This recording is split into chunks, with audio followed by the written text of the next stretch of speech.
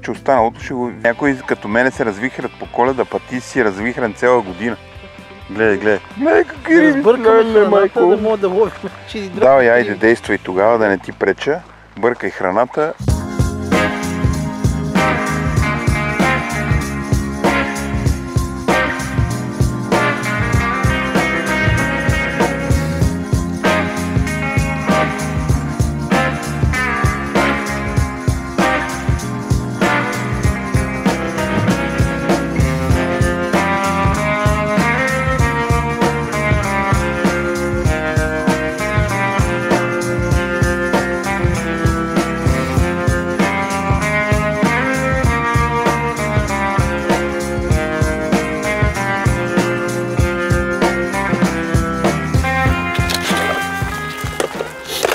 Днес имаме и кантарче. Ако хванем някаква трофейна риба, да я премерим.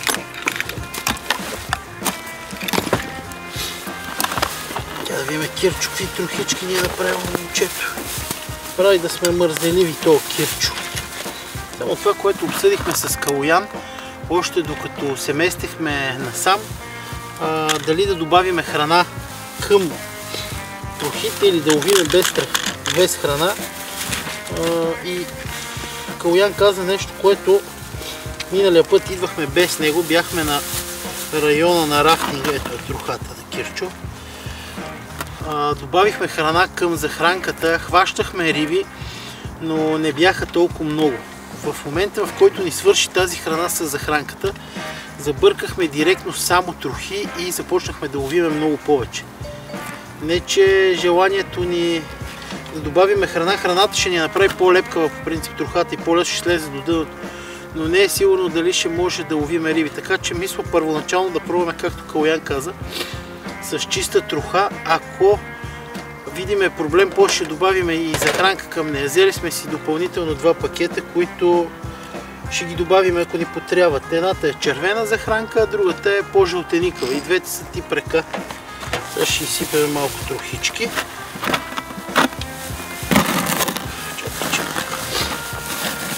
На Кирчо трохичките хубави. Ще мога да ги видим.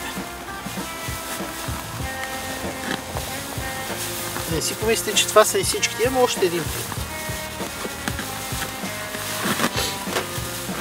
Тези едри скобари ядат като обезумели. Ето, че добавихме трохата. Сега ще добавим малко лепилце.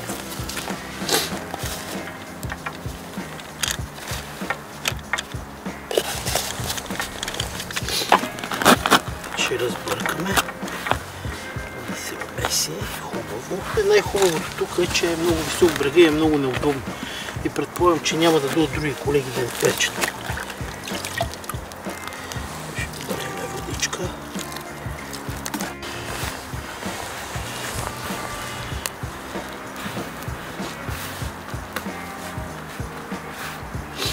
Риби играят обаче доста.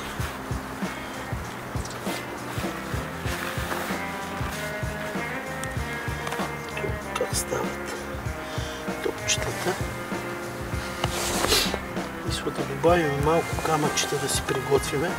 Тук има доста камъчета. Във всяко топче да сложи по едно камъче, за да може да потъва по-бързо храната и да слезе до дъното. Но другото, което е, може да стане много тежко и да ги плаши от самото шлопане. Сега ще пробвам. Малки камъчета ще сложи.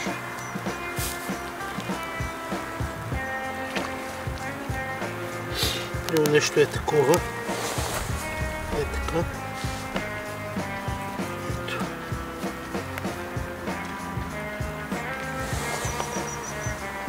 Хващам едно камъче и си правя едно малко топченце. Второ камъче по същия начин.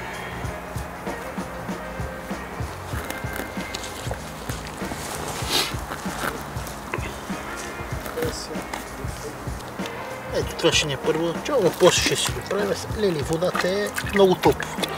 Направо е за къпане. Така, ми да почваме да ловим. Крайно време.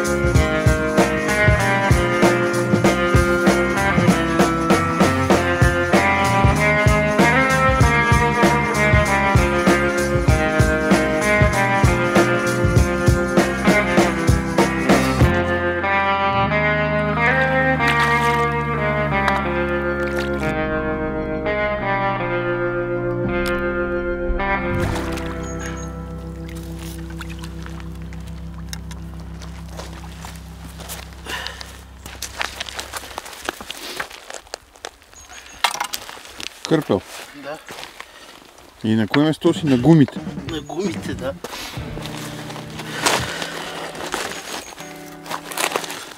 Нещо ръкавички гледам. Студенко е.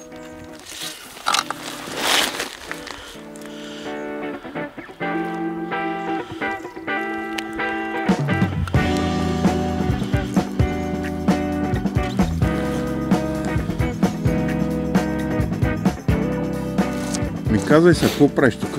Ами, от тебе знам, че много хора на куп не е много добре и се отделих от групата, където има и едни колеги от Перник. Мислих да го подмина, да отида долу на носа, че играят доста риби. Ма викам, чакай да пробвам, викам, тук е най-трудното место, трябва да са най-спокойни. И на второто изтичане е риба. Без захранка, без нищо. Без виж, че играят риби много тук. Много хубава, много едра риба. Кило има със сигурност рибата. Но тия куки са безотказни. Гледай, не мога да го откача по-лен. Ега ти куката, гледай как е зашил, човек. Виж?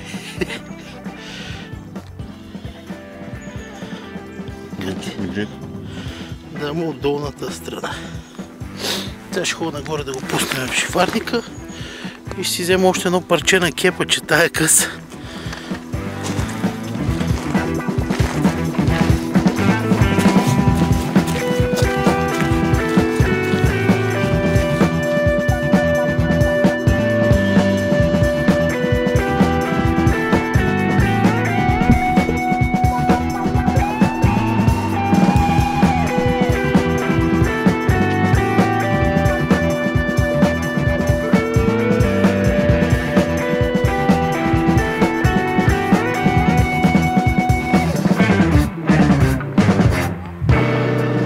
Филип.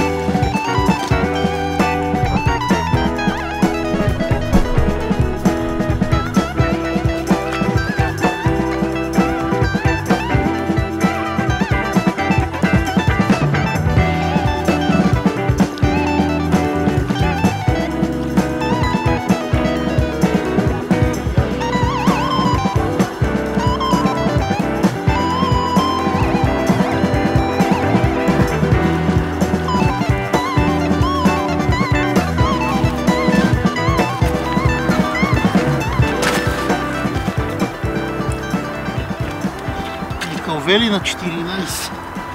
Само на десетка кълвели. Как да ги вадим тия на 14? Не, как го ушил тази кука? Немат откача. Ега ти куката. Петров ми вика, вчера си я връзвам в магазина и вика: много крива тази кука, бе. Дали ще искат да кълват? Абе, май искат.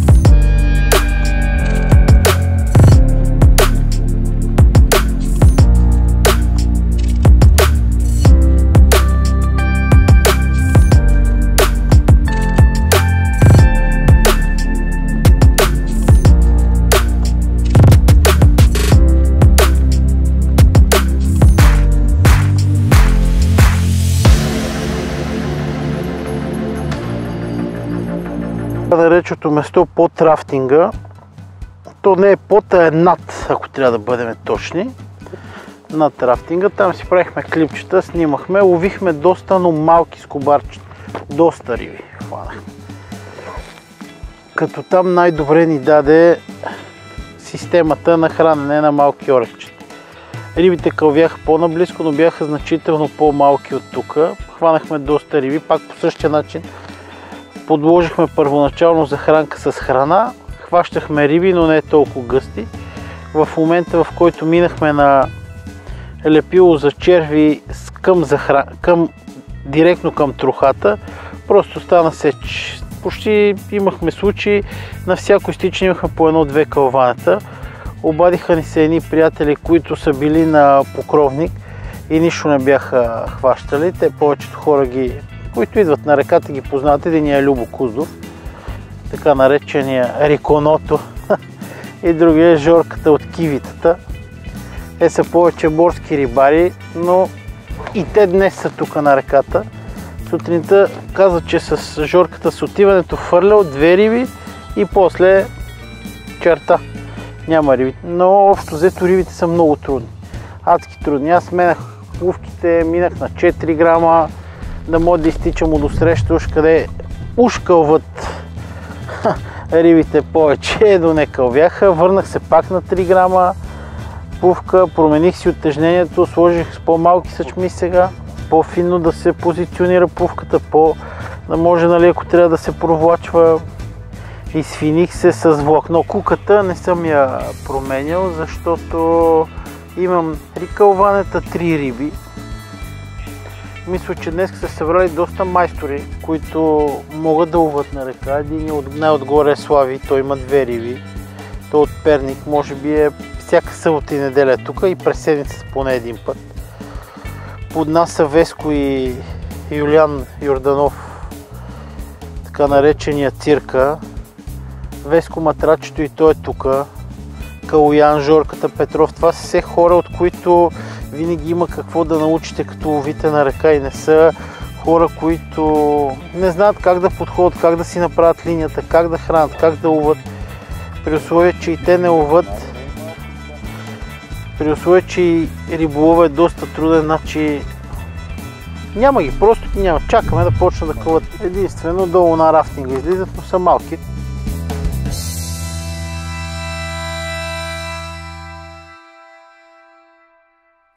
Но пък кълват много. Пробвах да променя малко системата, да храна с много малки топчета, да не би топчета да ги плашат. Захранвам с прашката, с малки топчета, но пак не дава ефект. Нямам риби все още. Да се надяваме, че ще се решават сега в следобедните часове. Ако не, ние се решаваме към София. Да видим тук по почивните дни, пак се разходим. Ама най-ми се върти една Гърция. Много отдавна не съм ходил по Ангиста, по старите места, надолу към вливането. Да пробваме моронажите. Обикновено по това време на годината влизат и са доста гъсти. И другия вариант е да ходим за кленове в по-горното течение, защото в по-долното кленове почти не останаха. Много от колегите, които няма лошо да си вземете риби, ама да фанете примерно 30, 40, 50 кг риби и да ги приберете, меко казано кощунство. То за това няма. Оп, изигра една хубава риба, отдавна не беше играла риба. Но пак рибите играят само до среща, независимо, че е дълбоко. Независимо от всичко, ето и тук отгоре.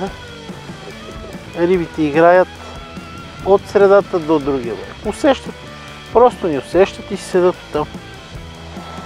Много ми щеше да ми е интересно, ако Валентин Колев беше тук, какъв ще му е коментара. Той също е един от голямите майстори на Струма. Но той има едно любимо место, Бяло поле.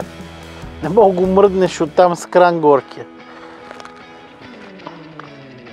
С прашчицата подавам малки, много малки топченца, които да не ги плашат. Какво ще ги плашат тия риби? Те са по 2 кила.